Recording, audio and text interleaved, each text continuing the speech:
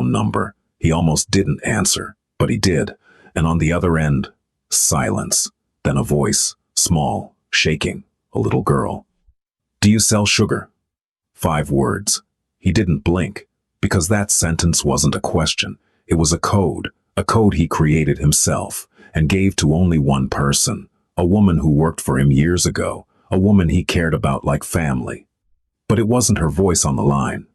It was her 8-year-old daughter's, and if a 5-year-old girl is using an emergency code at 1 in the morning, it's because someone taught her how to survive something no child should ever know. The call came in at 12:47 a.m. Unknown number, area code he didn't recognize, somewhere in Virginia, maybe. The kind of number that could be a robocall, a wrong dial, a debt collector working the graveyard shift with nothing better to do. He almost let it ring out. His thumb hovered over the red button the way it always did with unknowns, a reflex built from years of careful living, from the understanding that attention is currency and you don't spend it on strangers. Then he answered, not out of curiosity, out of habit, because Cormac Bellwether had learned a long time ago that the calls you ignore are the ones that come back heavier. Silence, not dead air, not the mechanical emptiness of a dropped signal or the hollow click of a telemarketer's system cycling to the next number. This silence had texture. It breathed. It trembled at the edges, the way a room trembles when someone inside it is trying very hard not to make a sound. There was a low hum underneath it, the hum of a house at night, of pipes and appliances, and the particular frequency that belongs to a building where someone is awake who shouldn't be. Then a voice. Small. Barely louder than breathing. The kind of voice that comes from a mouth, pressed too close to a phone, from someone who understands that volume is dangerous. "Do you sell sugar?" Cormac's hand stopped moving. His jaw tightened. Not visibly, not to anyone watching, but somewhere deep inside the architecture of his face, behind the controlled expression he wore the way other men wore armor. A wall went up and a door opened at the same time. Because that sentence didn't belong to a child. That sentence belonged to a warning. And when a child uses a warning meant for adults, when a voice that small carries a phrase that heavy, it means someone taught her. It means someone sat her down and gave her words to use when everything else had failed. It means a mother somewhere, at some desperate and clear-eyed moment, decided that her child needed an escape route that didn't require running. He'd created the code 7 years ago, not for operations, not for business, not for the complicated machinery of the life he'd built in the spaces between legality and power. For people. Specifically, for the small circle of people who had worked inside his home. The ones who had cooked his meals, cleaned his floors, organized his shelves. You kept the quiet domestic machinery of his private life turning, while the louder machinery ran elsewhere. He paid well. Better than well. He paid the way a man pays when he understands that loyalty is not something you can demand, but something you can deserve. And he treated them with a formality that some mistook for coldness, but was in truth the only kind of respect he knew how to give. The respect of distance, of not pretending that the power imbalance between employer and employee didn't exist, of never making someone feel that their service was anything less than dignified work. And when they left, because they always left eventually, as they should, because no one should build a life inside someone else's house, he gave them something no severance package could carry. A phrase, something simple enough for anyone to remember, even under fear, even in the dark, even while shaking, something innocent enough to say in front of anyone, in front of a husband, a stranger, a child, without raising suspicion, and something specific enough that if those words ever reached his ear, through any phone, at any hour, from any number, he would know exactly what they meant. "Do you sell sugar?" 5 words. Ordinary, forgettable, the kind of question you might hear at a corner store or a neighbor's door.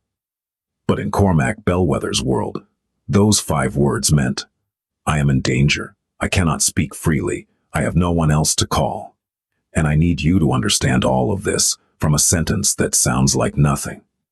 He'd given it to 4 people over the years.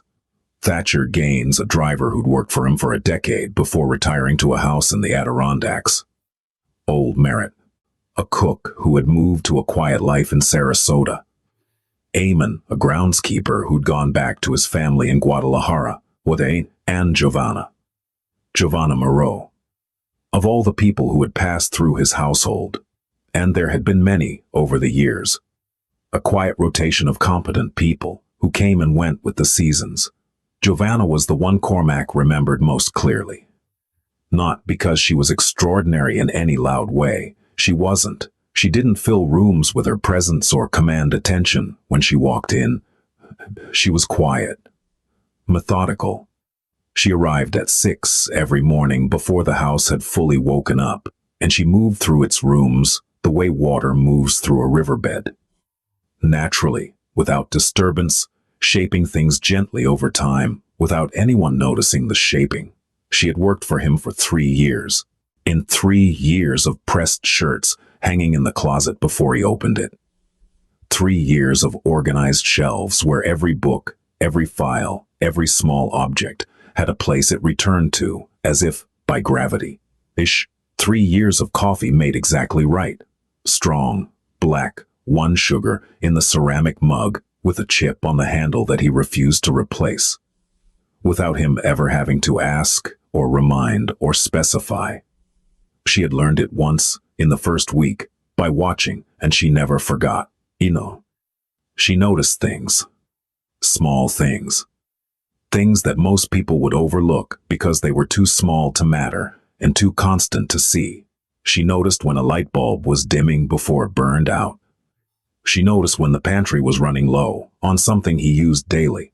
And she noticed when the silence in the house shifted from peaceful to heavy, when he'd had a bad meeting or a worse phone call. And on those days, she left an extra glass of water on his desk and worked in the far rooms, giving him space without being asked for it. She never pried. She never overstepped. She never asked a single question about his business, his visitors, the phone calls he took in rooms with closed doors. But she was present in a way that mattered. Present the way a foundation is present, invisible, load-bearing, essential. He trusted her, and Cormac Bellwether did not trust easily. Trust, for a man in his position, was not a feeling. It was a calculation. It was the result of watching someone over months and years, measuring the distance between what they said and what they did, or noting every small consistency and every potential contradiction, and arriving, slowly, at the conclusion that this person was who they appeared to be. Giovanna had passed that calculation without ever knowing she was being measured. She was, in the simplest and most profound sense, reliable. And then she left.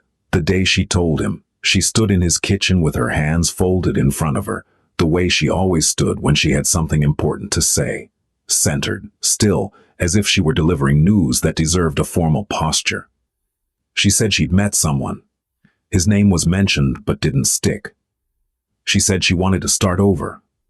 A new city. A new life. Maybe a family. She was 31. She wanted something that this house, however well run, could not give her. Cormac had nodded once. He didn't ask questions, and he didn't try to talk her out of it. He gave her a generous final check, generous enough that she protested, which he overrode with a look. He gave her a letter of reference so glowing that she would never need to use it. And he gave her the code. He said it simply, the way he said most important things. Without decoration, without preamble, without the kind of emotional padding that makes important things feel less important. If you ever need me, for anything, for any reason, at any hour, you call this number, and you say 5 words. Do you sell sugar? That's all you need to say. I'll understand everything else. Giovanna had looked at him for a long moment. Her eyes had glistened, not with tears, not quite, but with something close to tears. The wetness that comes when you realize someone has just given you something you didn't know you needed. She held it. The way she held everything, she didn't let it spill. I won't need it. I hope you don't. That was 4 years ago. She'd sent a Christmas card the first year, a polite email the second. Nothing after that. The silence hadn't worried him. Silence from Giovanna meant she was fine. She wasn't the type to maintain contact for its own sake. She was the type to disappear into a new life and build it brick by brick, the way she'd organized his shelves, methodically, completely, without looking back. He'd respected that silence. He'd kept her number in a file. He'd run a quiet trace once, 18 months ago.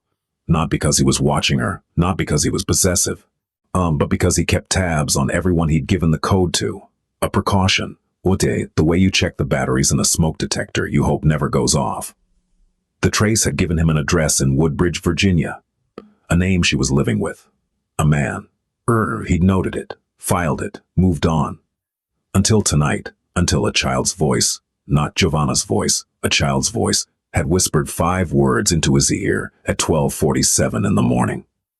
And the smoke detector was screaming. Cormac pressed the phone closer to his ear. His breathing slowed, not because he willed it to, but because his body had been trained, over decades, to respond to crisis with deceleration. While other men sped up, he slowed down. While other men raised their voices, he lowered his. It was the thing that made people afraid of him, though most of them couldn't articulate why. It wasn't what he did. It was the calm with which he did it. He could hear, beneath the girl's whisper, the architecture of fear. The house around her was not quiet in the way houses are quiet at night when everyone is sleeping. It was quiet in the way a house is quiet after something has happened. The bruised, ringing silence that follows a slammed door, a broken plate, a voice raised to its highest pitch, and then suddenly cut. It was the silence of aftermath, still vibrating with the thing that had caused it. How much sugar do you need? This was not a question about sugar. This was, how bad is it? Tell me the scale of what's happening. Give me something to measure. A pause. He could hear her swallow. The small, wet click of a child's throat working. A lot. And my mom is crying. Cormac closed his eyes, just for a second. When behind his lids, he saw Giovanna's face. The way she looked the day she left his house, standing in the kitchen with her hands folded, full of quiet hope about starting over, full of the particular optimism that belongs to people who believe that leaving is the same as arriving. And now this, now her daughter, hiding somewhere in that house, whispering into a phone at 1 a.m, using words she'd been taught to use when everything went wrong. Tell me how much sugar. He needed her to keep talking. He needed to assess, and he needed her to hear his voice, calm, steady, unbroken, because a child who is hiding in the dark needs to hear that somewhere on the other end of a phone line there is someone who is not afraid. A lot. And my mom is crying. The same words, exactly the same, word for word, inflection for inflection. As if she had memorized them the way you memorize a prayer, or a phone number, or the combination to a lock. As if she had been told, say these words, exactly these words. Don't add anything. Don't change anything. Just say them and wait. That repetition told him more than any detailed account could have. It told him that Giovanna had taught her daughter a script, that she had sat this child down at some point, maybe during a calm afternoon when the house was peaceful and the man they lived with was at work, or maybe in a whispered conversation late at night after something terrible, while the child was still shaking, and told her, if something happens, if it gets bad, if I can't get to a phone, you go to the bathroom, you lock the door, you call this number, you say these words, exactly these words, and you wait. And the girl had listened, and remembered, and practiced apparently, because the delivery was too smooth, too rehearsed, too perfectly controlled for a child who was hearing these words for the first time in a real emergency. This was a child who had been drilled. She had dialed this number at 12:47 in the morning. Not 911. Not a neighbor. Not a grandparent. His number. The number Giovanna had made her memorize, the one that belonged to a man the girl had probably never met. A man who existed in her mother's past like a character in a story. Someone who, her mother had promised, would answer, would understand, would come. That alone told him everything about what 911 had or hadn't done in the past. It told him that somewhere in the history of this household, someone had called for help before, and help had come too late. Or come and left, or come and not believed what it saw, or come and filled out a report that went into a file that went into a cabinet that gathered dust. It told him that Giovanna, after decided that her best option, her emergency break glass option, the one she saved for the worst night, was a phone number and a code phrase and a man who sold nothing, not 911, him. A sound in the background. Distant but unmistakable. A door slamming. Oh, not closing. Slamming. The kind of slam that doesn't happen by accident, that isn't caused by wind or carelessness. The kind of slam that is a message, delivered in the language of architecture, that says, I own this space. These walls answer to me. Every surface in this house is an extension of my hands. I can make any of them violent whenever I choose. The girl's breathing changed. It got thinner, tighter, faster. The sound of lungs trying to become invisible. The sound of a body that has learned through repetition that being heard is dangerous. That breathing too loudly can attract the footsteps. That the safest thing a body can do is become as small and as silent as possible, to fold itself into a corner and reduce itself to almost nothing. It was the sound of a child who had practiced being invisible. Listen to me. What's your name? A beat, a tiny hitch, as if the question surprised her, as if she'd been prepared to deliver her lines but not to have a conversation. Sable. The name settled in his ear. Sable, an unusual name. The kind of name a mother gives a child when she wants her to carry something beautiful, though something that means more than it says. A name that sounds like velvet and shadow and the soft, dark fur of something small and surviving. Sable, you're doing very well. I need you to listen. If he comes near you, if you hear him getting close to the door, I want you to say one word, just one. Say more. Can you do that? Yes. Her voice was steady, not brave. That was the wrong word for it. Brave implies a choice, a conscious decision to face fear. This wasn't bravery. This was training. This was a child executing a protocol. She had rehearsed, responding to instructions with the automatic compliance of someone who has learned that obedience is the difference between safe and not safe. She didn't sound scared exactly. She sounded focused, the way a soldier sounds during a drill, the way a nurse sounds during an emergency. Controlled, efficient, hollow in the places where a child should be full. That flatness in her voice, the absence of panic where panic should be, was the thing that told Cormac the most. Because a child who panics during a crisis has not lived through many crises. A child who goes flat has. Silence again, but different now, charged. The kind of silence that happens between lightning and thunder, when you can feel the air itself, holding its weight, waiting for the thing that's coming. Footsteps. Heavy. Somewhere outside whatever room she was hiding in. They moved slowly, not searching exactly, but patrolling. Scanning. The steps of someone who didn't need to hurry, because he knew every corner of his territory. The steps of someone who was letting his presence be felt before he arrived, because the anticipation of him was as much a weapon as his hands. The footsteps stopped. Cormac held his breath. On the other end of the line, he could hear Sable holding hers. A long, terrible beat of nothing. A silence so complete it seemed to have a texture, thick, pressurized, the kind of silence that makes your ears ring because your brain is straining so hard to hear something that it starts manufacturing sound. 3 seconds. 4. 5. Each one a small eternity. Then, barely audible, the whisper. More. Cormac was already reaching for his keys. The footsteps moved on. Cormac could hear them retreating, not leaving, not going to bed, just repositioning. Moving from the hallway to another room, the living room maybe. He heard the creak of weight settling into furniture.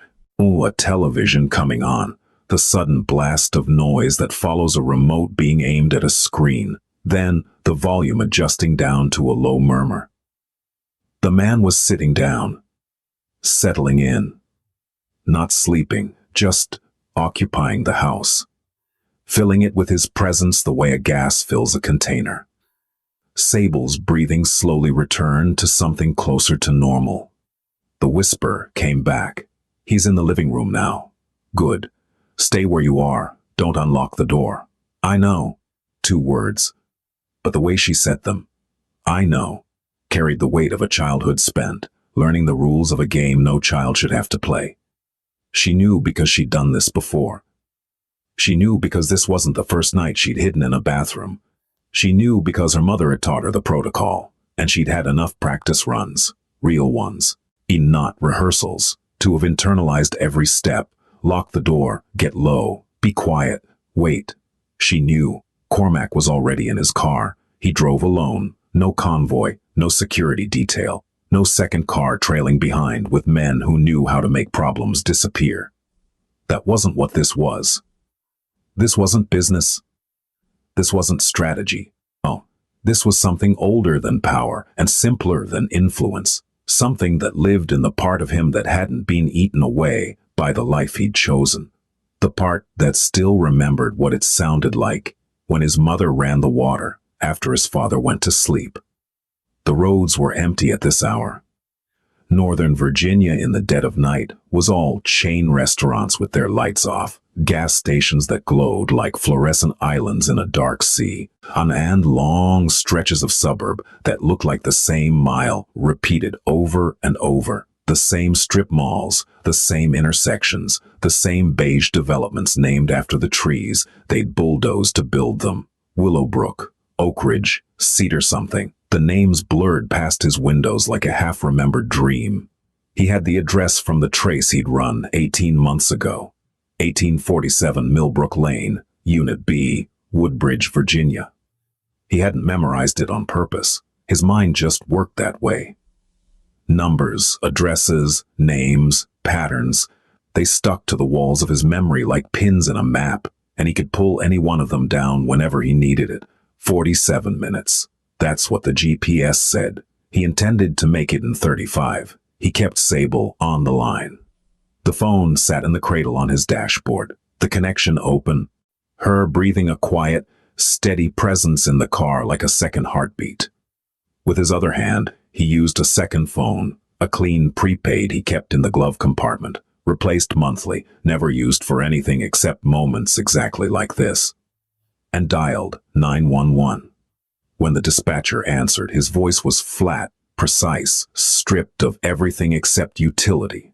No emotion, no explanation, just data points arranged in the order that would produce the fastest response.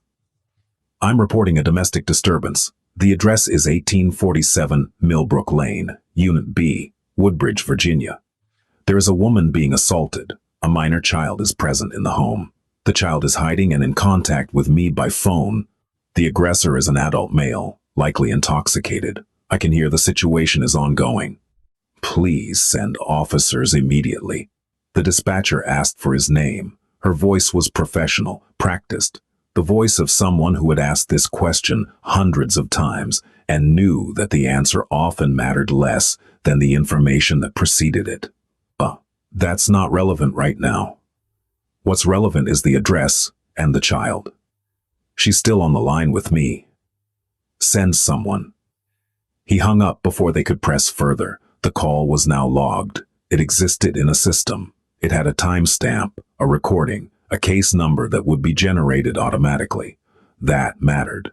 That was the first brick in a wall of documentation that would be built over the coming days. And Cormac knew, from experience, from observation, and from the particular kind of education that comes from watching systems work and fail, that the wall needed to be built, one brick at a time, starting now, back on the primary line. Sable's breathing had evened out slightly. The immediate crisis had passed. The footsteps had retreated. The television was playing. The house had settled into the tense, fragile equilibrium that follows an episode. The equilibrium that feels like peace but isn't. The equilibrium that is just the space between one bad thing and the next. Sable, are you hurt? Are you bleeding anywhere? No. Is your mom awake? Can you hear her? I think so. She was crying before. Now she's quiet. Quiet. That word sat in Cormac's chest, like a stone dropped into still water, sending ripples in every direction. Quiet could mean many things. In quiet, after violence could mean exhaustion, dissociation, shock, unconsciousness. Quiet could mean a woman sitting on a bathroom floor, staring at a wall, her mind temporarily disconnected from the thing her body had just experienced. Or it could mean worse. Can you hear her? Even a little? A pause. Sable was listening. He could almost see her, crouched on a bathroom floor, probably near the door, her ear tilted toward the gap between the door and the tile, straining to sort the sounds of the house into categories. Safe sounds and dangerous sounds. She's in the kitchen. I can hear the water running. She does that. She runs the water after. She runs the water after. 6 words, and each one landed like a blow. Cormac's hands tightened on the steering wheel, not from anger, not yet, from recognition. And he knew what running water meant. It meant standing at a sink with the faucet on full, pressing a wet cloth to a swelling face. It meant washing blood off your hands or your lip or the kitchen counter before your child could see it in the morning. It meant creating a wall of white noise between yourself and the world, a barrier of water, sound that muffled crying, that covered the specific acoustics of a woman trying to pull herself back together in a kitchen where the broken glass hadn't been swept up yet. He knew because Smother used to run the water too. Different house, different decade, different man doing the hitting. Same water, same sink, same sound, the sound of a woman erasing evidence, not for the police, not for the courts, but for her own child. And the sound of a mother trying to rebuild the illusion that everything was fine before her kid woke up and saw the truth written on her face. That sound was in his blood. It was the first sound he remembered from childhood. Not a lullaby, not a story, but water running at 2 a.m. and his mother's voice, muffled and rough, saying to herself, "You're okay, you're okay, you're okay." Sable, is there another way out of the house? A back door? A side exit? There's a sliding door in the kitchen, but he put a bar on it. One of those metal ones. He said it was for burglars. It wasn't for burglars. They both knew that. Even Sable, at her age, seemed to understand the lie embedded in that bar. The way certain kinds of security are pointed inward, not outward. The way a lock on a door can be protection or imprisonment, depending on which side you're standing on. Windows? My mom's bedroom window doesn't lock right. She told me that once. She said the latch is broken and you can push it open from outside. Told her that once, not casually, not as a complaint about cheap apartment maintenance. Told her the way you tell a child where the fire exits are. Told her because Giovanna was mapping the escape routes of her own home, the way a prisoner maps a yard, and she was sharing that map with the only person she trusted completely. Her 8-year-old daughter. Every new detail was a chapter in a story Cormac was reconstructing in real time. A man who bars the back door and calls it security. A woman who checks which windows don't lock and tells her child. A child who has memorized a phone number and a code phrase and a set of instructions that amount to, when it gets bad enough, run this protocol and someone will come. This was not a household having a bad night. This was not a couple who argued and got carried away and would apologize to each other over coffee in the morning. This was a household that had been having bad nights for a long time, weeks, months, maybe years, and tonight was the night the infrastructure of survival finally had to activate. Sable. Yes? Your mom. She gave you this number. Yes. When? A long pause, not hesitation, something else, something deeper and sadder, The pause of a child deciding how much truth to release, how much of the private architecture of her family to expose to a stranger's voice on a phone. She was thinking, not about whether to lie. She was past that. She was thinking about which truths were hers to tell and which belonged to her mother. A while ago, after the time he broke the plate on the wall, she said if it ever got really bad and she couldn't get to the phone, I should go to the bathroom, lock the door, and call this number. She made me say the words back to her. She made me practice. We practiced 3 times. She made me practice. Cormac let those 4 words sit in the car with him like a passenger. He didn't speak for a full 10 seconds. The highway unreeled in front of him, empty and indifferent, its lane markers ticking past like a metronome counting down to something. And he thought about Giovanna Moreau sitting in some quiet, stolen moment with her daughter, rehearsing a lifeline, not a speech about safety, not a vague instruction to call for help. A drill, a specific, rehearsed, repeatable drill, the kind that works under stress because it doesn't require thinking, just remembering. The way you run fire drills in schools, the way soldiers rehearse evacuation protocols, the way flight attendants practice emergency procedures not because they expect the plane to crash, but because if it does, the body needs to know what to do when the mind stops working. Giovanna had turned her daughter into a first responder inside her own home. That line, "She made me practice," was the most devastating sentence Cormac had heard in a very long time, not because it was dramatic, because it wasn't, because it was quiet and practical and matter-of-fact. Delivered in the steady voice of a child who understood, without anyone telling her explicitly. That practice was necessary because the emergency wasn't hypothetical. It was inevitable.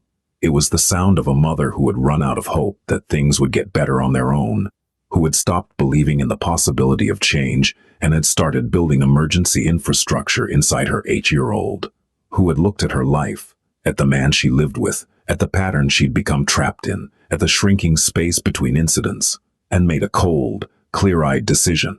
I cannot stop what is happening, but I can prepare my daughter to survive it. Your mom taught you well.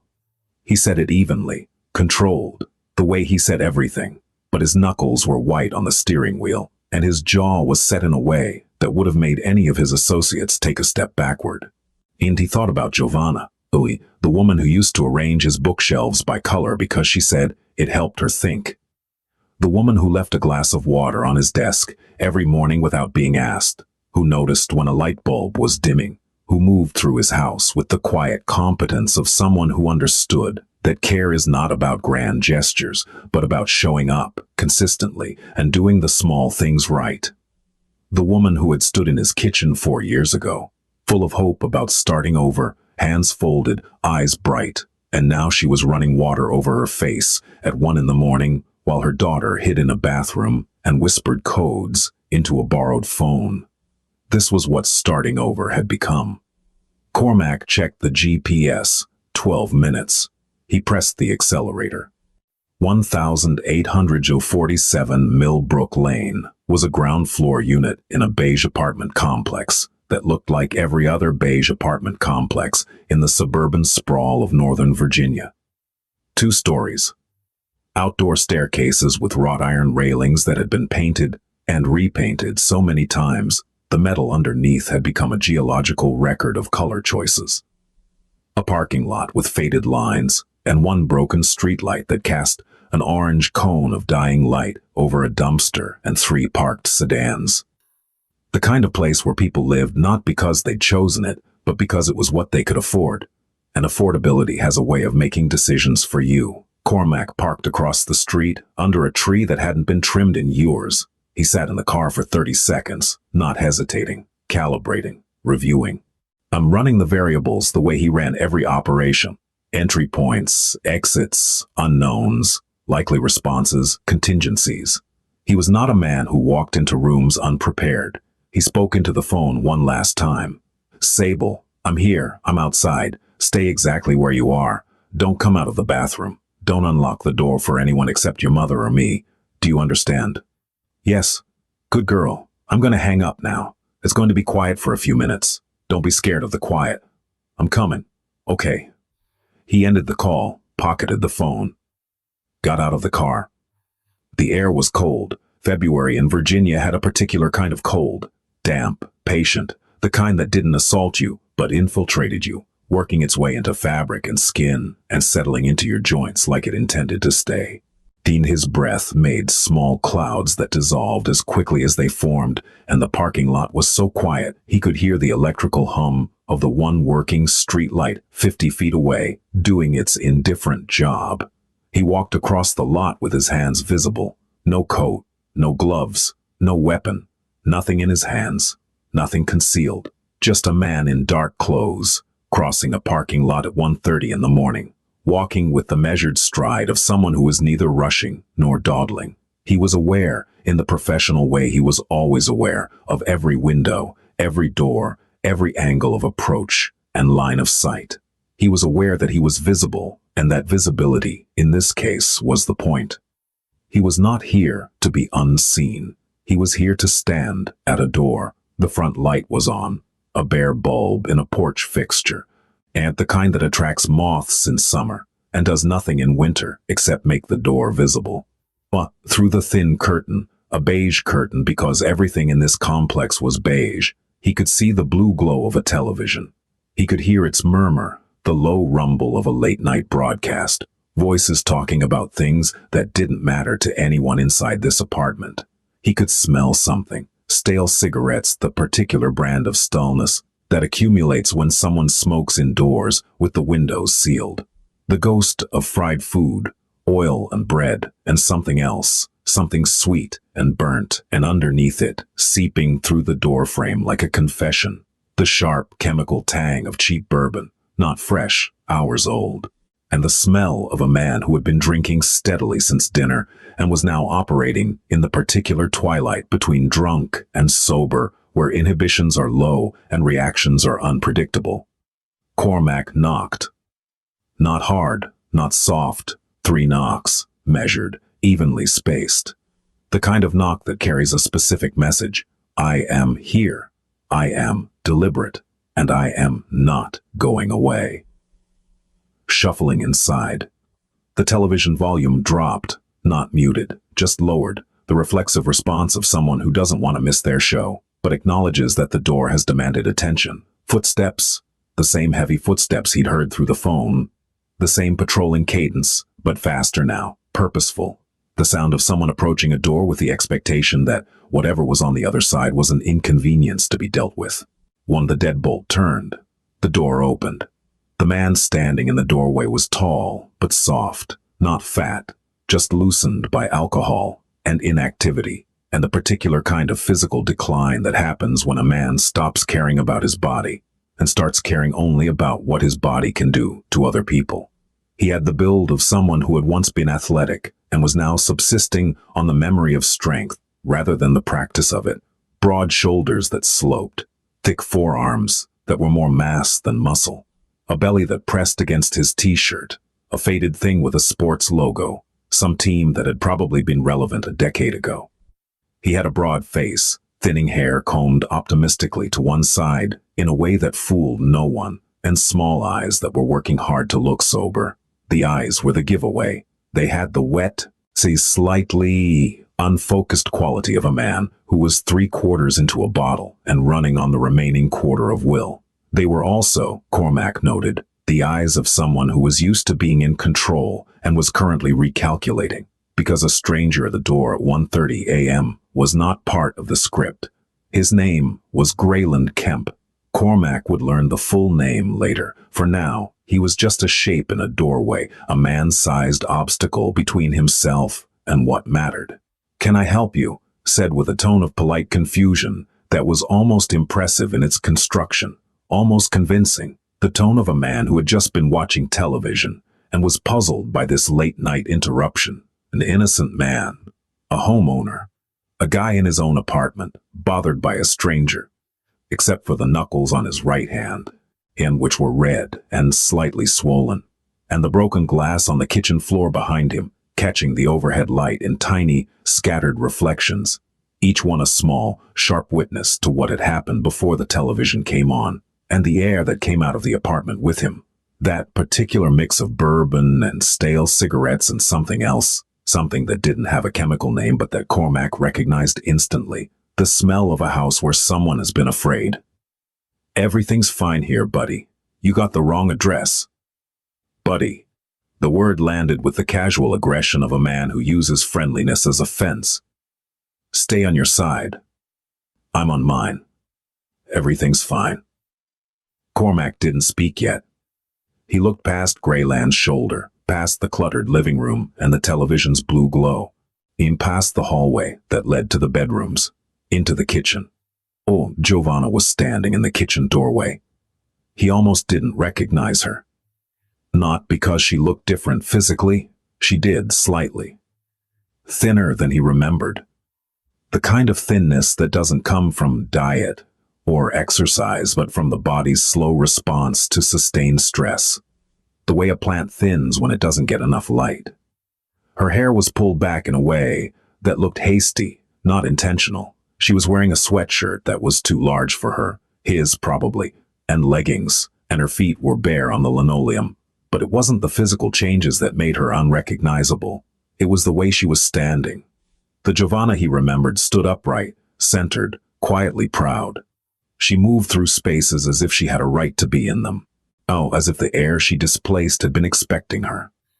This Giovanna was pressed against the door frame, shoulders pulled inward, arms crossed low over her stomach. Not a casual fold, but a guard, a protective posture that said, "The most important thing right now is to make myself smaller." Her left eye was swelling, not fully closed yet, but heading there. The skin around it darkening in real time, the orbit puffing with the slow, inevitable inflation of damaged tissue. There was a mark in her forearm, not a cut, a grip mark, the kind of bruise that comes from fingers closing around flesh and squeezing. She was looking at the floor. She hadn't looked at the floor a single day in the 3 years she worked for him. Is she safe? That was all Cormac said. 3 words. Spoken quietly, levelly, into no one in particular, and to everyone in the room. Not a demand, not an accusation, a question. The simplest possible question, and therefore the most dangerous one, because it implied that the answer might be no. The question landed in the room like a dropped knife. Greyland's face changed. The polite confusion evaporated like steam off a hot surface, and what replaced it was faster, meaner, more honest. The face of a man who felt his control over a situation slipping and needed to grab it back immediately. The way you grab a steering wheel when the car starts to skid. "Who the hell are you? Get off my property." I asked if she's safe. "She's fine, we're fine. This is a family matter, man, and you need to leave before I..." He shoved Cormac, hard, both hands flat to the chest. In the kind of shove that's meant to move someone physically and narratively. Out of the doorway, out of the situation, out of the story. The shove of a man who has solved most of his problems by being bigger and louder and more willing to escalate than the person in front of him. It didn't work. Cormac absorbed the contact. His feet shifted, a half step back, no more, and his center of gravity dropped, the way it does in a man whose body has been trained to receive force rather than be moved by it. The shove hit him the way a wave hits a seawall, with impact, but without result. And then, in a motion that took less than 2 seconds, he did 2 things. The first was a short, compact punch to the solar plexus. Not a haymaker, not a wide swing, not anything that would look dramatic on camera. A straight, inefficient strike delivered with the first 2 knuckles aimed at the nerve cluster just below the sternum. It was designed to do one thing: stop forward momentum, take the air out, create a gap between intention and capability. Greyland doubled. His hands dropped from Cormac's chest to his own stomach. His mouth opened, but nothing came out. The diaphragm had spasmed, and for 3 seconds breathing was not available. The second was an open palm to the side of Greyland's head. Not a punch, not a slap, but a firm, controlled contact with the flat of the hand against the temporal bone. Hard enough to disorient. Hard enough to make the room tilt for a second. to scramble the inner ear's sense of balance, to buy 5 seconds of confusion. Not hard enough to cause lasting damage, not hard enough to leave a mark. 2 motions. Precise. Improfessional. Defensive. Proportional. No rage, no speeches, no continued assault, no breaking of furniture or throwing of bodies against walls. Cormac did not hit Grayland again. He didn't need to. The purpose had been served. The shove had been answered. The aggression had been neutralized. And the man was now leaning against his own doorway, gasping, one hand on his stomach and the other on the wall, his eyes wide with the disorienting experience of being on the receiving end of physical force, an experience that, for men like Grayland Kemp, is profoundly unfamiliar because they are accustomed to being the cause and not the consequence. Cormac stepped back. His hands were at his sides, open, visible. He was breathing normally. And somewhere in the distance, thin and growing, in the way a sound grows when it's moving toward you on empty roads, sirens. Grayland heard them too. His face cycled through calculations. Blame, escape, alibi. Running the numbers the way a man runs numbers when the margins suddenly aren't in his favor. He looked at Giovanna, standing frozen in the kitchen doorway. He looked at Cormac, standing motionless on the porch. He looked at the hallway behind him, the hallway that led to the bedrooms, and beyond them, the window that Giovanna had told Sable about, the window with the broken latch. He ran, not through the front door, through the apartment. Cormac heard the heavy footsteps retreating, faster now, panicked, nothing like the patrolling swagger from before.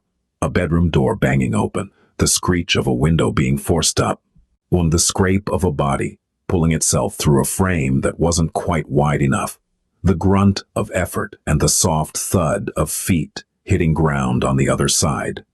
Then nothing, gone. Cormac didn't follow. He wasn't here to chase. He wasn't here to punish, to avenge, to deliver the kind of justice that belongs in movies and not in living rooms. He was here to stand between a door and the people behind it. He was here because a child had whispered 5 words into a phone, and those words had activated something in him that was older than strategy and deeper than obligation. Giovanna hadn't moved. She was still pressed against the kitchen door frame, still looking at the floor. Her hands were shaking, a fine, continuous tremor, like a plucked string that hadn't stopped vibrating. But the rest of her was very, very still. The kind of stillness that comes not from calm, but from the body's decision to stop processing information until it receives a signal that the danger has passed. The freeze response, the ancient mammalian program that says, don't move, don't attract attention, don't exist. Cormac didn't approach her. He didn't touch her. He didn't cross the threshold into the apartment. He stood in the doorway, the same doorway Grayland had filled moments ago with aggression and alcohol. And he spoke softly. Giovanna, it's me. She looked up. And for a moment, just a moment, the length of a heartbeat, the space between one breath and the next, her face broke, not into tears, not into sobs, not into any of the dramatic expressions of grief that look real in movies. It broke the way a mask breaks, a crack running through the carefully maintained surface, revealing the raw, unprotected thing underneath. Her face broke into recognition. The kind of recognition that happens when someone you thought had forgotten you, someone from a different life, a better life, a life before all of this, is suddenly standing in your doorway at the worst moment of your existence, and you realize that you are seen. I'm sorry. That was the first thing she said. Not, thank you, not, help me, not, he was hurting me. I'm sorry. Because that is what long-term abuse teaches you. It rewrites the grammar of your self-worth, until every sentence you speak begins with an apology. It teaches you that your suffering is an inconvenience to others. It teaches you that reaching out for help is a burden you are inflicting. It teaches you to apologize for bleeding. You have nothing to be sorry for.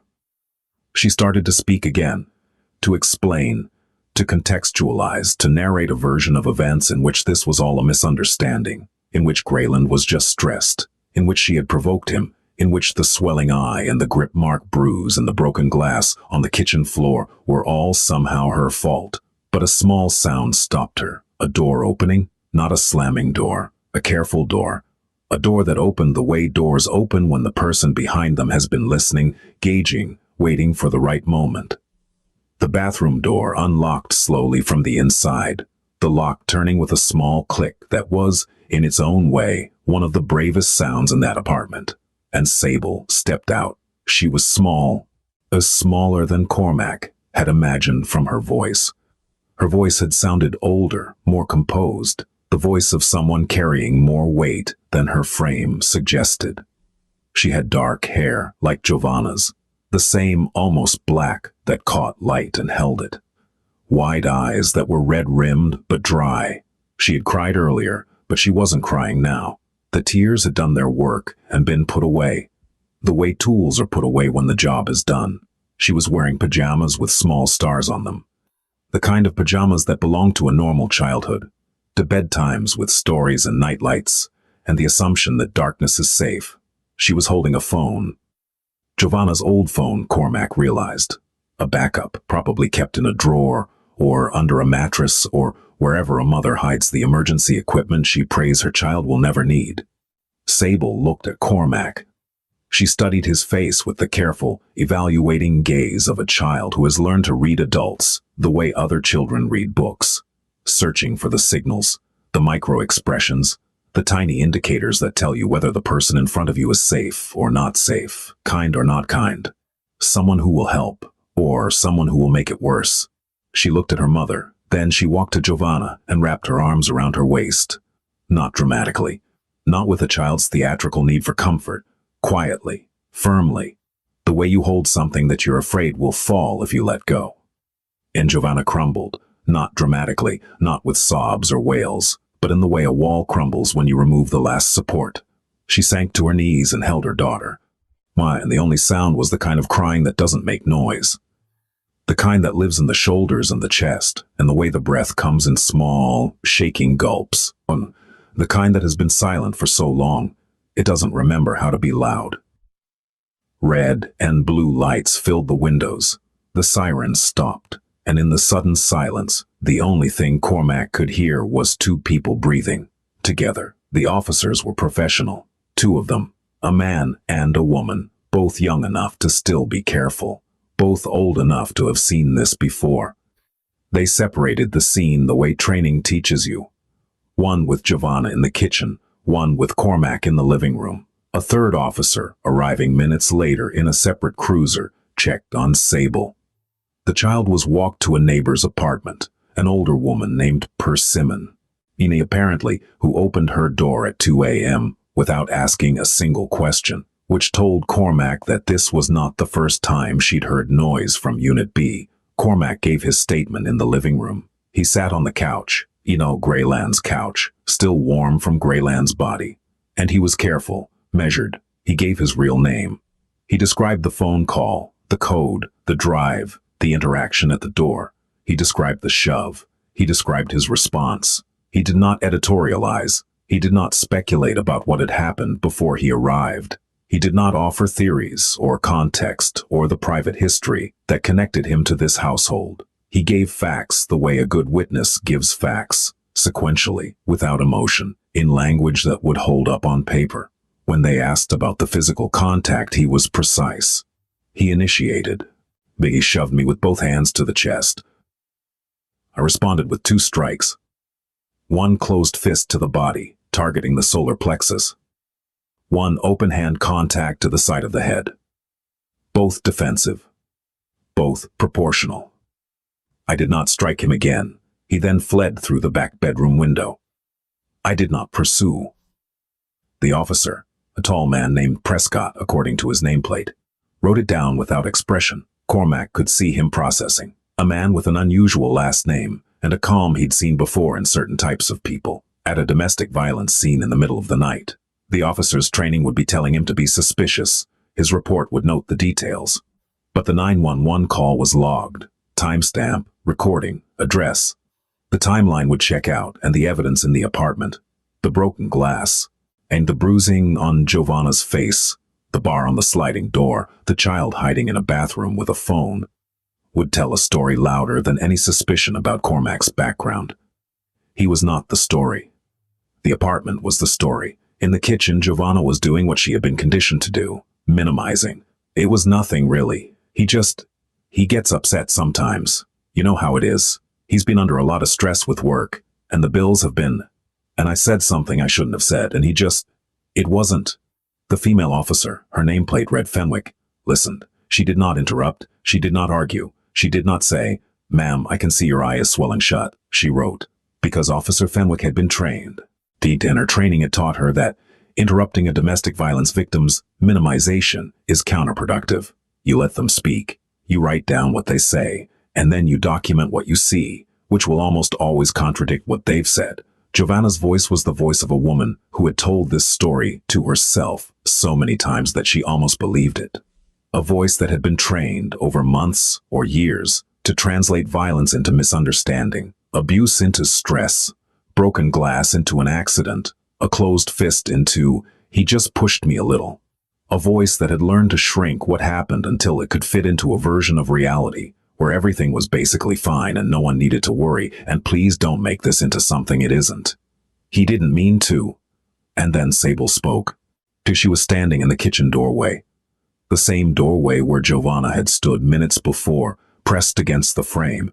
But where Giovanna had made herself small, Sable stood in the center of it. Not defiantly. Not heroically, just there, present, taking up the space her body occupied, nothing more, nothing less.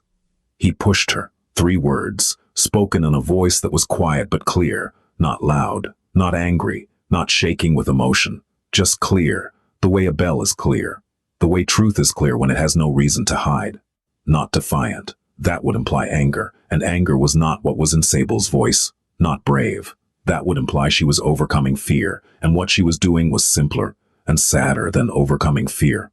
She was stating a fact she had witnessed many times. Oh, a fact that was so familiar to her that it required no emotional accompaniment, no dramatic build-up, no wind-up before the pitch. It was just true. The way rain is true. The way gravity is true.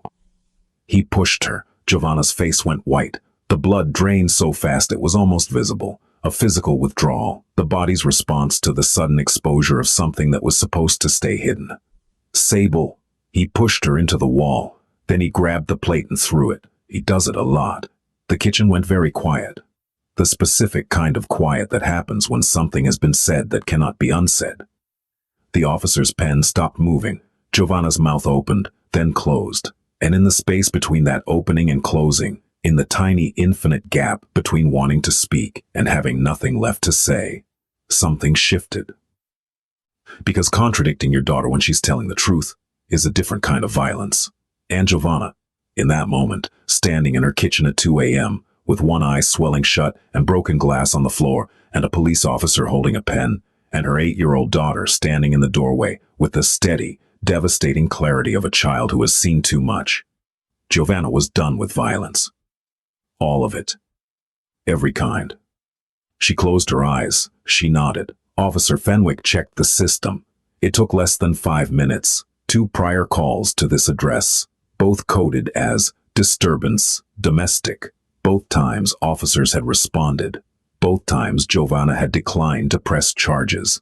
Both times the responding officers had noted in their reports visible signs of physical altercation, redness on the face, a mark on the arm, a disarray in the home, but no cooperative victim, no statement, no charges filed. The reports existed in the system like fossils, evidence of something that had happened, preserved but inert. A pattern. Not dramatic, not escalating in a way that made headlines or triggered automatic flags, just the slow, grinding repetition of a household where things broke regularly and were cleaned up before morning, where the police came and left and came and left, and the door closed behind them each time, and the silence returned, and the cycle continued. The officer noted it in her report. She photographed Giovanna's eye, now fully swelling shut, the skin around it tightening and darkening with the slow inevitability of a bruise finding its final color. She photographed the bruising on her forearm, the grip mark, the 5 finger-shaped impressions in a purple that hadn't fully bloomed yet. She photographed the broken glass on the kitchen floor.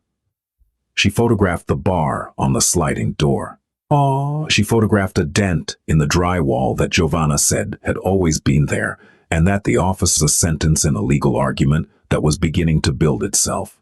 Every image was a brick in a wall of evidence that would, over the coming days, become something that Greyland Kemp could not explain away, talk away, or charm away. Giovanna sat at her own kitchen table and answered questions about her own life, as if she were reading someone else's file. There was a flatness in her voice now. Not the flatness of minimizing, not the careful construction of a false narrative. A different flatness. The flatness of someone who has just realized that the thing she's been hiding, the thing she's been spending enormous energy to keep private, to manage, to contain, is now visible. Written down. Photographed. Filed. It was no longer private, and somewhere in the strange, terrible space between shame and relief, a space that only people who have been through this understand, a space where exposure feels like failure and freedom at the same time. She let out a breath she had been holding for a very long time. The next 72 hours moved in the particular rhythm of bureaucracy. Slow when you needed it fast, relentless once it started, and maddeningly indifferent to the human urgency underneath it. Cormac did not stay at the apartment. He left once the officers had everything they needed, once the statements were given, and once the photographs were taken, once the process was in motion, and his presence had shifted from necessary to complicated. He did not hug Giovanna. He did not make promises. He did not say, "Everything will be okay," or "I'll take care of it," or any of the other phrases that well-meaning people say in crises, and that mean less than the silence they replace. He said 3 words to her before he left. "I'll make calls." She understood. She'd worked for him long enough to know that when Cormac Bellwether said he would make calls, it did not mean he would pick up a phone and have a casual conversation. It meant that machinery would engage. Quiet machinery, legal machinery, the kind of machinery that doesn't make noise but produces results. She nodded. He left. The drive home was silent. No radio, no phone calls. In just the road and the pre-dawn dark and the particular exhaustion that comes not from physical effort, but from emotional containment, from holding everything inside a controlled space for hours, and then, when it's over, feeling the walls of that space start to give. By 9 a.m., Cormac had retained a family law attorney named Claudia Reyes Whithorn, not one of his people, not someone from his world, not a fixer or a connected name or anyone who owed him anything. A legitimate domestic violence specialist with 17 years of experience in Virginia courts, a reputation for thoroughness that bordered on obsessive, and a client list that included women from every economic bracket and every kind of situation.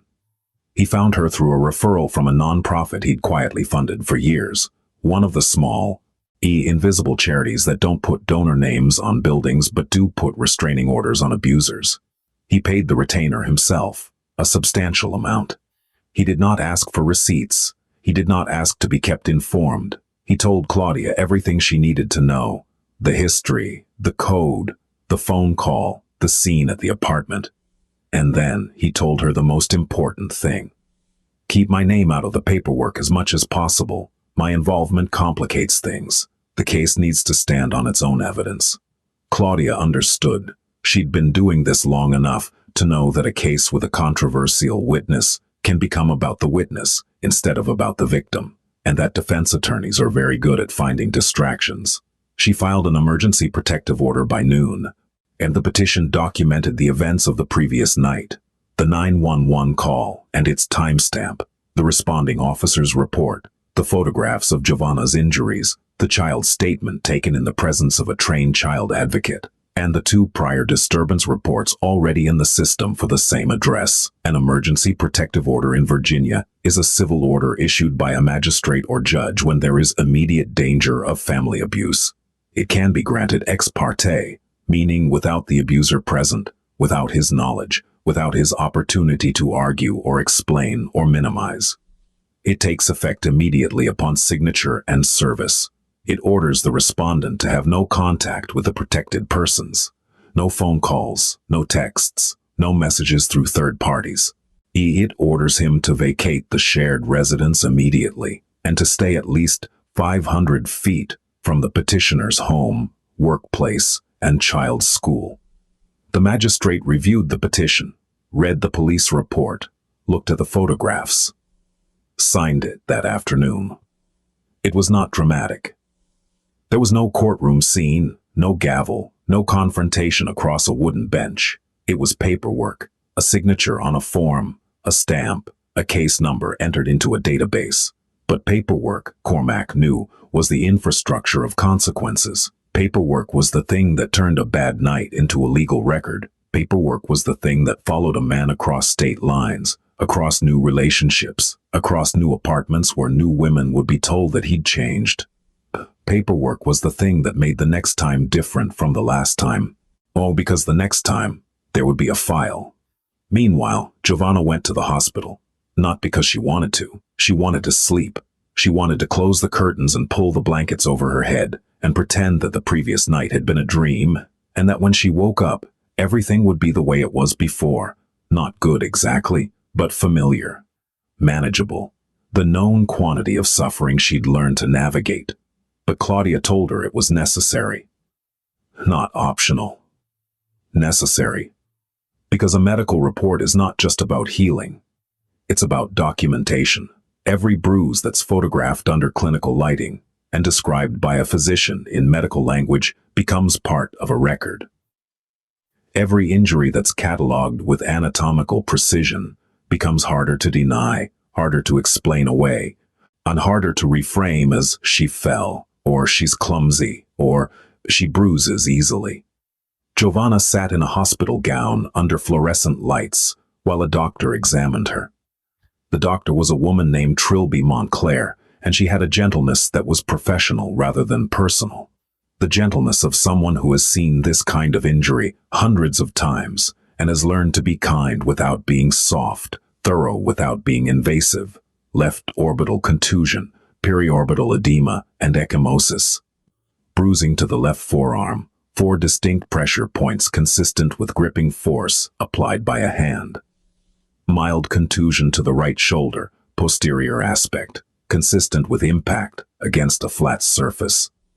Consistent with being pushed into a wall, Dr. Montclair wrote it all down. And she took photographs with a clinical camera, a different camera from the officer's camera, producing different photographs that would serve a different purpose in a different part of the legal system. She asked Giovanna gently if there had been other incidents. Giovanna said yes. The doctor asked how many. Giovanna said she'd lost count. That answer went into the report too. 4 words. I've lost count. That carried more diagnostic weight than any individual injury description. Because when a patient has lost count of how many times she's been hurt by the person she lives with, the problem is not an incident. The problem is a condition, and conditions require intervention. Cormac did not visit the hospital. He did not visit Giovanna's apartment. He did not send flowers or food or any of the gestures that would have been natural and kind and also, in the context of a pending legal case, potentially problematic. He stayed in the background. He understood, with the clarity of a man who has spent his life understanding systems, that his presence, his name, his reputation could complicate things in ways that would ultimately hurt Giovanna rather than help her. A defense attorney could argue coercion. A judge could question motives. The connection between an accused crime figure and a domestic violence victim could become the story, and the actual story. A woman beaten in her own kitchen, a child hiding in a bathroom, a man with a pattern, would get buried under the more interesting narrative. So he made phone calls. He ensured Claudia had everything she needed. He confirmed a protective order had been properly served, that it hadn't been filed and forgotten, hadn't been processed and lost, hadn't fallen into the particular bureaucratic void where urgent paperwork sometimes goes when the system is overloaded and understaffed. And he did one more thing. He asked Claudia to run a full background check on Grayland Kemp. The results came back the next day. 2 prior complaints in Maryland, filed by a different woman. Different address, different name, same pattern. 1 charge of assault in the 4th degree, the lowest level assault charge in Maryland. The one that covers pushing, shoving, non-lethal physical contact that doesn't result in hospitalization. Dismissed when the complainant withdrew her statement. 1 violation of a peace order, Maryland's equivalent of a protective order, resulting in a fine, a $200 fine. No jail time, no probation, no mandatory counseling. $200 and a stern look from a judge. And then Grayland Kemp had moved to Virginia and started over.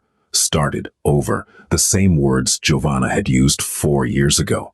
Cormac read the report in his office. He set it down on his desk. He looked out the window for a long time. The skyline didn't care. The city didn't care. The system that had let Grayland Kemp walk away from a pattern of abuse with a $200 fine didn't care. Grayland Kemp was not a monster. He was something worse. He was a pattern. A pattern that moved from state to state, from woman to woman, leaving the same damage in different zip codes. Protected by the simple, bureaucratic fact that states don't talk to each other as well as they should, that records don't automatically follow people across borders, that the gaps in the system are wide enough for a man with clean clothes and a cooperative demeanor to slip through again and again, until now. Because this time, there was a child's testimony, clear, consistent, devastating in its calm. This time there was a 911 record from a third party, time-stamped and recorded. This time there were prior complaints from another state, documented and discoverable. This time there was a medical report with photographs and clinical language. And this time, Claudia Reyes Withorn was going to make sure that every piece of paper went where it needed to go, and that none of it got lost. Giovanna's quiet breakdown happened that evening. Not at the hospital. Not in front of police. Not in the presence of any professional whose job it was to help her. In her kitchen, alone. After Sable had fallen asleep in her own bed, which was itself a small miracle. Because for the past several months, Sable had been sleeping with one ear pressed to the wall, listening. Giovanna sat at the kitchen table, the same table where she'd eaten meals across from Grayland, the same table where he'd told her she was overreacting, where he'd said she was too sensitive, too dramatic, too emotional, where he'd sat after every incident with his hands wrapped around a coffee mug and his voice wrapped in a reasonableness so thick and so convincing that she'd genuinely wondered if he was right, if she was the problem. If the swelling on her face, and the bruise on her arm, and the crack in the drywall were all somehow products of her imagination, her sensitivity, her inability to handle the normal stresses of a relationship. He had been so good at that. So practiced. The apologies that came with flowers. The tenderness that lasted exactly long enough for the bruises to fade. The 3-week stretches of normalcy, of kindness, even, that made her think, maybe this time, maybe he really has changed.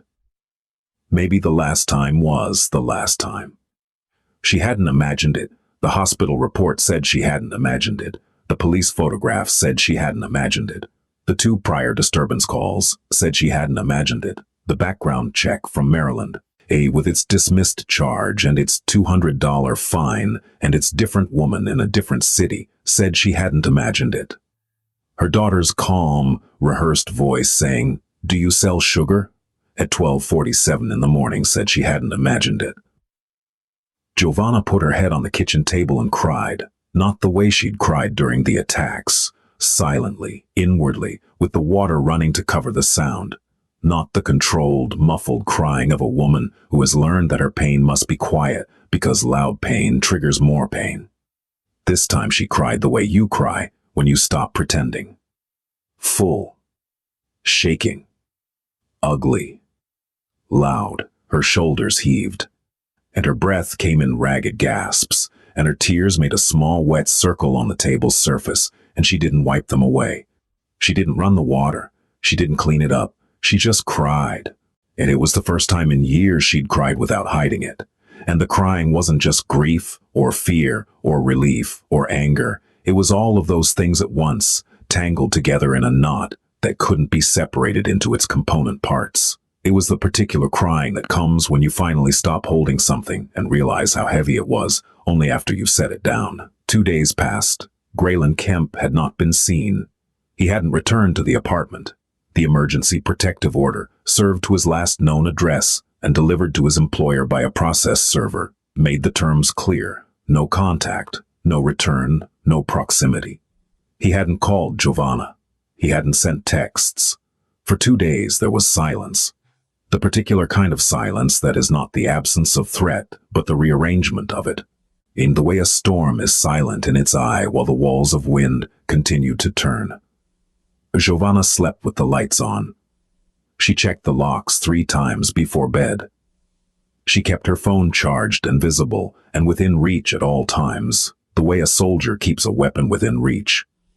Even in camp, even when the fighting is theoretically over, she checked on Sable every hour through the night, not because she thought Grayland was coming, because her body didn't know he wasn't. Then, on the 3rd day, at 6:15 in the evening, a neighbor 2 doors down, an elderly man named Aldous, who had been watching the parking lot from his window the way elderly men in apartment complexes do, called 911 to report a man banging on the door of Unit B at 1847 Millbrook Lane. By the time police arrived, 8 minutes later, came because someone had flagged the address in the system, and the response time for flagged addresses is faster. Grayland was inside. He had not broken down the door. He hadn't kicked it in, or forced a window, or crawled through the broken latch in the bedroom. Giovanna had opened it. She had heard his voice, the soft voice, the reasonable voice, the baby just let me explain voice, and she had opened the door.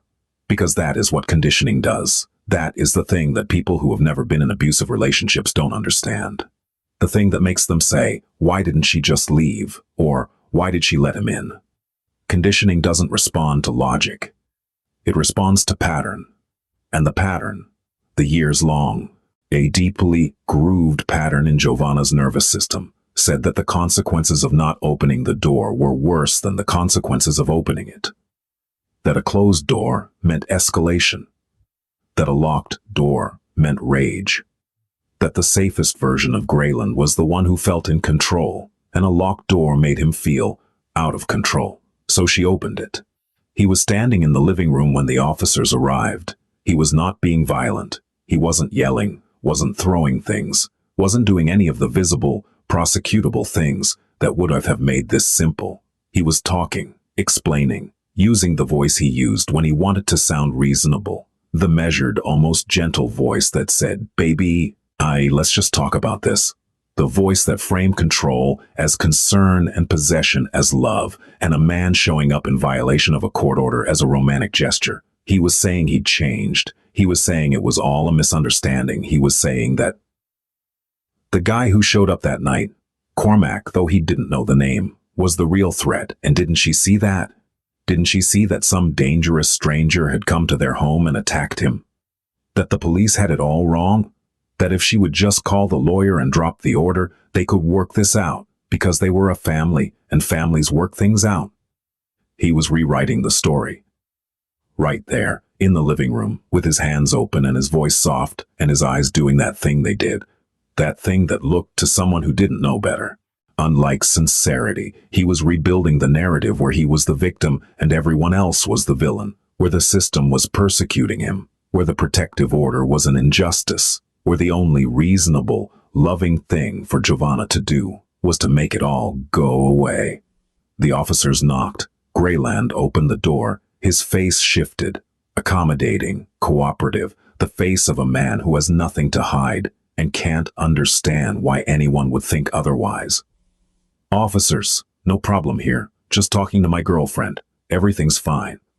The officer, it was Prescott again, the same officer from 2 nights ago, which was either coincidence or the result of the address flag, asked to see the protective order. Giovanna retrieved it from the kitchen counter, where she'd kept it visible, perhaps as a talisman, and perhaps as a reminder that this time was supposed to be different. Prescott read it, looked at Grayland. Sir, you're aware that there is an active emergency protective order prohibiting you from being at this address or having any contact with this person. Look, that's all a misunderstanding. She's my... Sir, Are you aware of the order? Grayland's face changed again. The accommodating mask slipped. What was underneath, what was always underneath, beneath the soft voice and the open hands and the "baby, let me explain," was calculation. The quick animal mathematics of a man who was used to finding the angle, the leverage, the words that will make a situation go his way. Oh, this is ridiculous. She let me in. Ask her. She let me in. The officer didn't ask her because it didn't matter. In a protective order is not a mutual agreement. It is not a contract between two parties that can be modified by verbal consent. It is a court order issued by a magistrate and enforceable by law. The respondent's obligation to comply does not depend on the petitioner's behavior. Even if Giovanna had called him herself, even if she had sent a written invitation engraved on gold paper and hand-delivered by a courier, his presence in that apartment, within 500 feet of Giovanna or Sable, was a criminal violation of a court order. The law does not negotiate, and on this night, the law did not leave. Sir, turn around. You're under arrest for violation of an emergency protective order under Virginia Code, Section 16.1-253.2. The handcuffs went on. Not roughly. Not gently. Procedurally. The metallic click of one cuff closing, and then the other. The practiced motion of hands pulled behind the back and wrists aligned and metal meeting skin. Officer Prescott read the charges. His voice was flat, professional, reciting language he had recited before and would recite again, language that meant nothing to him and everything to the people in the room. Grayland's face went through one final transformation, from disbelief to fury to something that looked for just a second like fear. Real fear. The fear of a man who has spent years operating in a world where he was the biggest thing in the room and is now realizing that the room has gotten much, much bigger. He looked at Giovanna. One last time. The look was meant to do what his looks had always done, to hold her, to bind her, to communicate without words, the message that had been the foundation of their relationship. You belong to me. This is your fault. You will pay for this. This is your fault. You know that, right? You did this. Giovanna was standing by the kitchen counter. Her hands were shaking. The tremor was visible. She wasn't hiding it. She wasn't clenching her fists to stop it, or pressing her palms against her thighs, or doing any of the small, practiced things she'd done for years to hide the evidence of her own fear. But she was looking at him, not at the floor, at him. She didn't respond. She didn't need to. She didn't owe him words. She had given him years of words, explanations, apologies, accommodations. The endless verbal currency of a woman trying to keep peace in a house where peace was controlled by one person and rationed like a scarce resource. Just no more words. Her eyes said it, not dramatically, not with a cinematic stare or a slow-motion blink, or any of the things that happen in stories to signal a transformation. Her eyes just said, I see you, I see what you are, and I am not looking away. The officers walked Grayland out. The door closed. The apartment was quiet. And that quiet, the quiet of an empty room after the person who filled it with fear has been removed, was the loudest thing Giovanna had ever heard. Louder than the slammed doors, louder than the raised voice, louder than the sound of a plate hitting drywall. Because this quiet was not the quiet of someone waiting. This quiet was the quiet of something being over. And she stood in her kitchen for a long time. The lights were on. The door was locked. The sliding door had its bar. But for the first time, the bar didn't feel like a cage. It felt like a wall. And she was on the right side of it. The weeks that followed were not cinematic.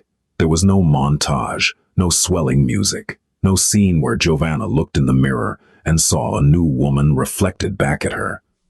Recovery doesn't work like that. Recovery works like physical therapy after a badly broken bone.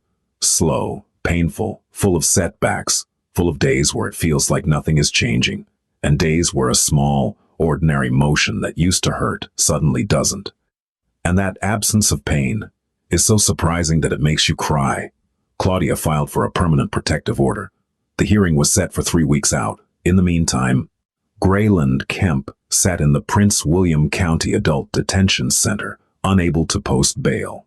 Not because bail was prohibitively high, but because the Virginia magistrate, reviewing his history of prior complaints in Maryland, the pattern of escalation, the violation of the emergency order within 72 hours of its issuance, and the fact that he had fled through a window on the night of the original incident, deemed him a flight risk and a continuing threat.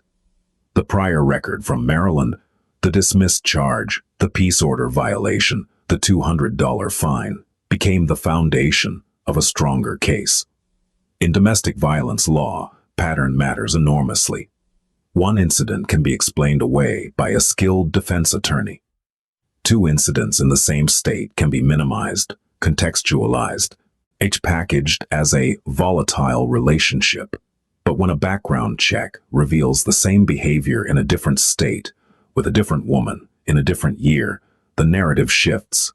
It shifts from, "it was a bad night," to, "this is who he is." It shifts from an incident to a pattern of conduct. And patterns of conduct are prosecuted differently than incidents. The Commonwealth's attorney added charges, assault and battery, from the night of the original incident. Combined with the protective order violation, Grayland Kemp was facing a felony. Not because of Cormac Bellwether's influence, not because of phone calls made from offices with leather chairs, not because someone pulled a string or applied pressure or called in a favor, because the system, when it has enough documentation, enough police reports, enough medical records, enough photographs, enough witness statements, enough prior history, does what it is designed to do, slowly, imperfectly, with frustrating delays and maddening bureaucracy. But it does it. The system worked, not because it was perfect, because people, Officer Fenwick with her pen, Officer Prescott with his report, Dr. Montclair with her camera, Claudia with her filings, old Aldous with his 911 call from the window, fed it what it needed. Giovanna accepted shelter support. Not a shelter itself. She stayed in her apartment, which was now legally hers under the protective order, but the services that came with it. A caseworker named Thessaly, who checked in every 3 days. A safety plan that included a code for the neighbor, persimmon, and a packed bag in the closet. Referrals for financial assistance, job training, legal aid. And she started therapy. Not eagerly, reluctantly. The way you start anything that requires looking at something you've spent years building walls around. The therapist, a woman named Dr. Reverie Baptiste, which sounded like a made-up name but wasn't, had an office with soft lighting and too many plants and a quality of silence that was, in itself, therapeutic. The silence in Dr. Baptiste's office was not the silence of a house where someone was angry. It was the silence of a room where nothing needed to be hidden. The first session, Giovanna spent 20 minutes apologizing.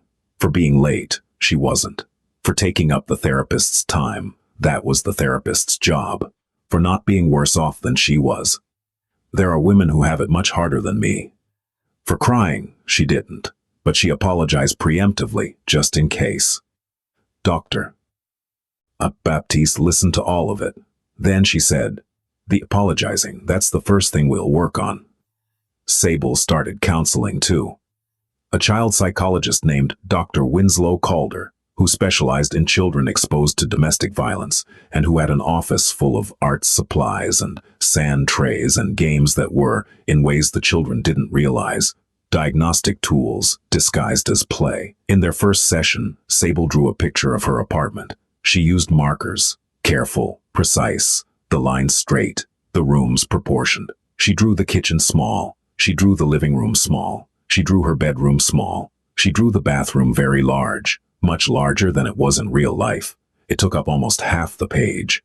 When Dr. Calder asked why the bathroom was so big, Sable looked at the drawing for a long time.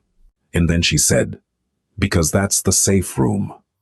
4 words. And in those 4 words was the entire geography of a childhood spent mapping safety. Not in parks or playgrounds or the normal spaces of a child's world, but inside her own home, where the safest place was a tiled room with a lock and a phone hidden in a cabinet. Over the following weeks, the bathroom in her drawings got smaller. The other rooms got bigger. The kitchen grew a table with flowers on it. The living room grew a window with sunlight coming through. Her bedroom grew a bookshelf. She stopped whispering, not all at once. Gradually. The way a person who has been underground for a long time slowly adjusts to sunlight. Not all at once, because too much light too fast is its own kind of pain. But in increments, the eyes widening, the shoulders lowering, and the voice finding its full register. Her teacher noticed it first. A quiet woman named Mrs. Pennywhistle, who had been teaching 3rd grade for 22 years, and who knew, without being told, which of her students carried things to school that didn't fit in backpacks. She noticed that Sable was raising her hand in class, that she was talking to other kids at lunch, that she had laughed, actually laughed, the unguarded, full-body laugh of a child who has momentarily forgotten to be vigilant. She noticed that Sable had stopped sitting with her back to the wall. Small things. Things that no one would notice unless they knew what to look for. Unless they understood that a child who sits with her back to the wall is a child who needs to see the door. And a child who stops needing to see the door is a child who is beginning to believe, slowly, tentatively, the way you believe something you've wanted to be true for a long time. That what comes through the door might not hurt her, enormous things. Cormac Bellwether did not linger. He checked in with Claudia once, confirmed that the case was proceeding as it should, confirmed that the bills, the legal fees, the medical bills, the therapy sessions for both Giovanna and Sable were covered and would continue to be covered for as long as necessary. He asked no questions about the details. He made no requests. He asked for nothing in return, because this was not a transaction. It was a debt, not Giovanna's debt to him, but his debt to the world, a debt that men like him carry without naming it. A debt that is paid in the quiet currency of making sure that the people who pass through your life are safer for having known you. Then he stepped back. The way he had always stepped back, not from indifference, but from the understanding that help past a certain point becomes control if you're not careful. That the line between protection and possession is thinner than most people realize. That the best thing a powerful man can do for a vulnerable person is solve the problem and then leave, so that the person's recovery belongs to them and not to him. He was not a savior. He was a phone call answered at 12:47 a.m. He was 2 punches and a 911 report and a lawyer's retainer, and then he was gone. That was enough. Giovanna called him once, 3 weeks after that night. It was a Tuesday, early evening. On the light coming through her kitchen window was gold. It was a short call. Her voice was different, not stronger exactly, not transformed, not the voice of a woman in a movie who has emerged from adversity with perfect clarity and a new hairstyle. It was more present, less layered in apology. The voice of someone who was beginning to relearn how to take up space in a conversation without prefacing every sentence with sorry, or I don't mean to bother you, or I know you're busy. I wanted to say thank you. You don't need to. I know, but I want to. Thank you for not hanging up.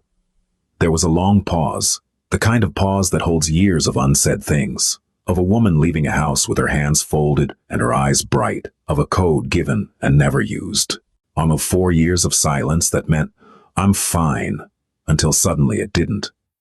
I never hang up when I hear sugar. Giovanna laughed. It was a small laugh, fragile, unused, a little rough around the edges, the way a door hinge sounds when you open a door that hasn't been opened in a long time. But it was real. It was hers. And it was, in its small and imperfect way, one of the most beautiful sounds Cormac had heard in a very long time. Giovanna. Yes, the code still works. It always will, for you and for Sable. But I truly hope, you never need it again. Me too. She hung up. He set the phone down. And that was it. No dramatic final scene, No lingering, no last look across a parking lot or a meaningful nod or any of the things that stories do to make endings feel complete. Just a phone call ending.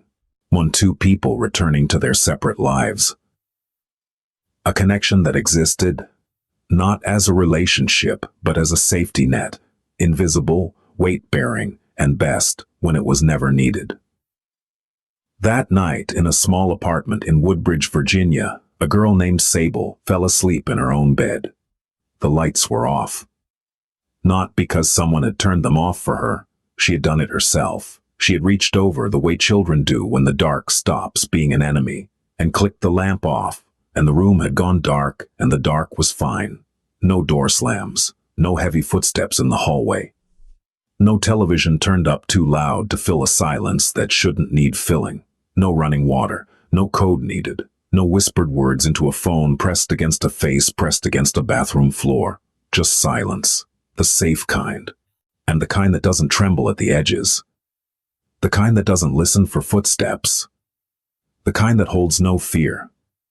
The kind of silence that sounds, if you listen closely, like a child breathing, just breathing, in and out. Slow and easy.